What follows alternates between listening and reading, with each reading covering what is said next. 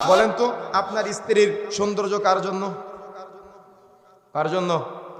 হ্যাঁ,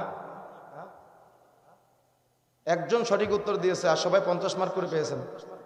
বলেন তো তাহলে সঠিক উত্তরটা কোনটা? বলেছে কিন্তু একজন, একমাত্র স্বামীর জন্য, শুধুমাত্র স্বামীর জন্য, কেবলমাত্র স্বামীর জন্য, পৃথিবীর আর কারোর জন্য না।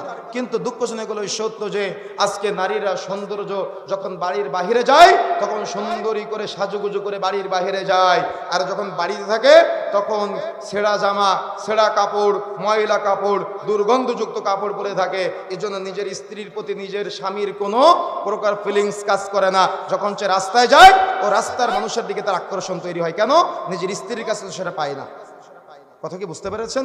এই জন্য পরিবর্তন হতে হবে, সতর্ক হতে হবে, বিবেচনা করতে হবে।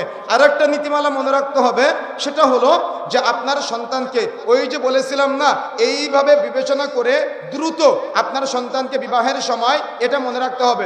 একটা মেয়েকে, এই পর্দার মাসালার ভিতরে একটা মাসালা হলো, একটা মেয়েকে যখন তার হাতের কবজি দেখা যায়, যখন তার মুখমণ্ডল দেখা যায়, যখন তার পায়ের পাতা দেখা যায়, তখন তাকে বিবাহের প্রস্তাব দেওয়া যায়। তার মানে যে মেয়েটা পর্দা করবে তার কতটুকু দেখা যাবে?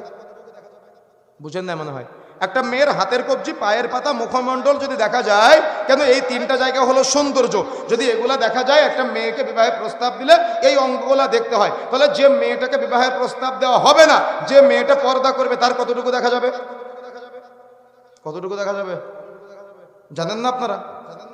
কিছুই দেখা যাবে না। তার মানে আপনার স্ত্রীর হাত মোজা পড়তে হবে, আপনার স্ত্রীর পা মোজা পড়তে হবে, আপনার স্ত্রীর মুখমণ্ডল ঢাকার নেকাব পড়তে হবে, আপনার মেয়েটার হাত মোজা পড়তে হবে, আপনার মেয়েটার পা মোজা পড়তে হবে, আপনার মেয়েটার মুখমণ্ডল ঢাকার নেকাব পড়তে হবে।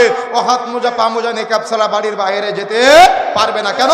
তাকে রাস্তার যত মানুষ দেখবে তত মানুষ তার বিবাহের প্রস্তাব দিতে পারে। কথা কি বুঝতে পেরেছেন?